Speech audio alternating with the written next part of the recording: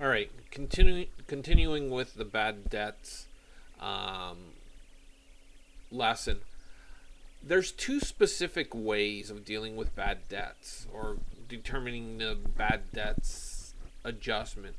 Now, remember with depreciation, we had the straight line method and the declining balance method.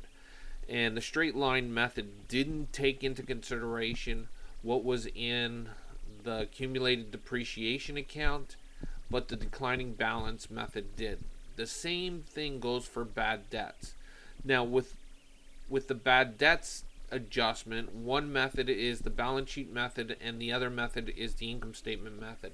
Now, with the balance sheet method, that method takes into consideration what is in the allowance for bad debts account already before the adjustment is made, whereas the income statement method does not worry about what is in the allowance for bad debts account already.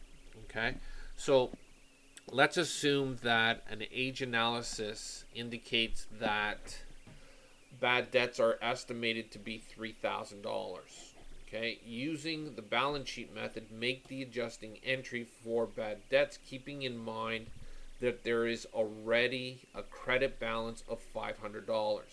Now, the key points are we're using the balance sheet method, so we have to worry about what's in allowance for bad debts. Now, the adjustment itself is easy. It's always going to be the same accounts. So bad debts expense and allowance for bad debts. Okay. Now, in this example, the adjustment's going to be for $2,500. Now you're questioning probably why it's $2,500. So to make it easier for you, let me bring up a T account. All right. So with allowance for bad debts, if you make a little T account and get to the estimate on the credit side, always the credit side. So our estimate for allowance for bad debts is $3,000. Now there's already a credit balance of $500 in that account. So in order to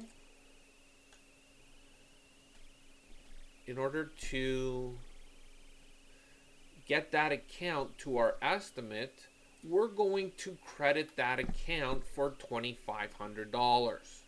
So again, the debit and credit are easy, right? So that's just memorized. So bad debts expense debited and allowance for bad debts credited. Okay, since we're using the balance sheet method, we have to worry about what's in allowance for bad debts already. So there's a credit balance of $500. So we have to make an adjustment for $2,500 because we have to get to that credit. That's our estimate, right? So whatever our estimate is, that's the number, that's the magic number, that's the number we have to get to on the credit side. All right. So if we go back, okay. So to bring the allowance for bad debts to $3,000, an adjusting entry of $2,500 must be made. Now, using the same example, what would be the adjustment if the allowance for bad debts had a debit balance of $400? So our adjusting entry would be for $3,400. Let me go back to a T account. So in this case, okay, we have a debit balance of $400, and we still have to get our estimate. We have to get to our estimate number of $3,000 on the credit side. So in order to do that, we have to make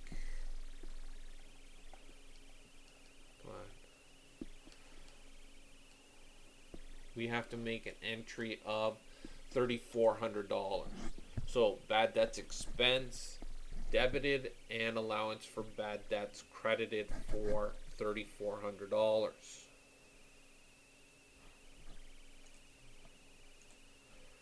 Okay. Now, when we use the income statement method, okay, the other method, we don't worry about what's in allowance for bad debts. Whatever our estimate is, that's what our adjustment will be for. So in this case, in both examples, the estimate would be for, or the our adjustment would be for $3,000 because that's what our estimate is. All right. So now the previous fiscal year's bad debt, or sorry, where does that balance that's in allowance for bad debts come from? And it comes from the previous year's bad debts estimate. Now, this is going to be a little bit confusing right now, but I'm going to go through an example.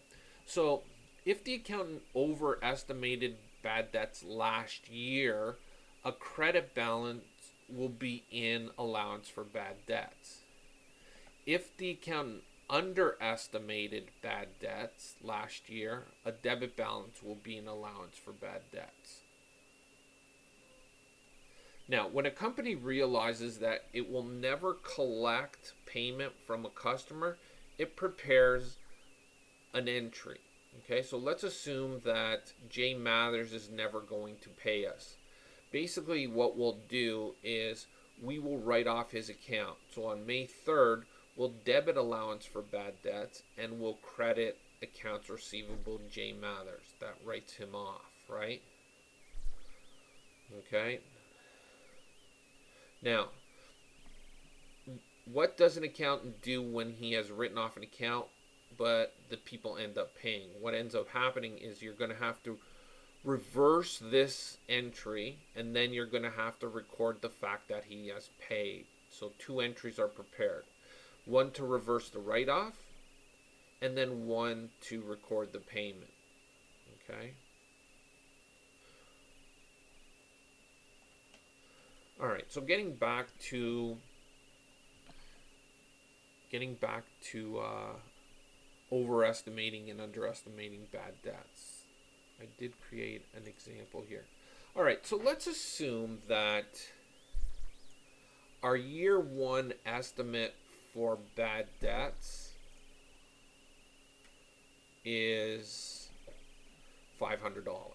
Okay, so that's our first year of operations. We estimate that $500 from year one sales will never be collected. Okay, now, then what we do is, remember, when we write off accounts as uncollectible, we will debit allowance for bad debts and credit the accounts receivables, right?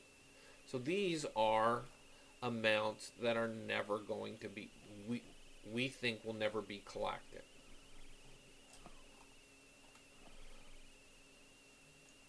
So this is happening in year two, correct? Now, did we overestimate our bad debts, or if this is all that's never going to be collected? Did we overestimate or did we underestimate? Okay, because we estimated that $500 would never be collected, but in actuality, okay, 150, 225 was never collected, right? Or so 150, 225 is never collected. So that means we're going to have a debit balance in this account at the end of year two of 275 because we underestimated, right? We estimated 500, or sorry, we overestimated. We estimated 500 would never be collected, but in actuality, only 225 was never collected. So we overestimated by 275. So that's how that balance gets in allowance for bad debts, okay? Because of last year's previous estimate. All right.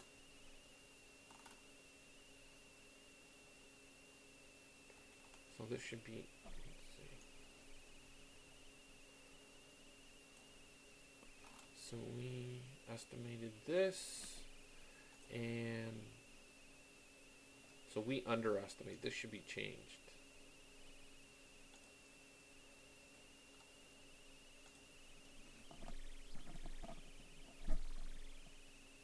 Or sorry, we overestimated.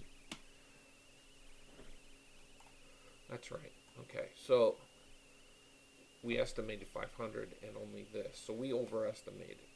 Okay.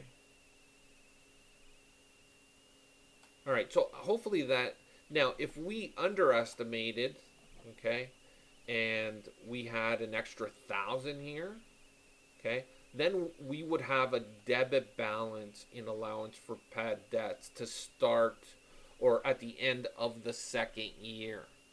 And that's how that debit balance in allowance for bad debts would get there.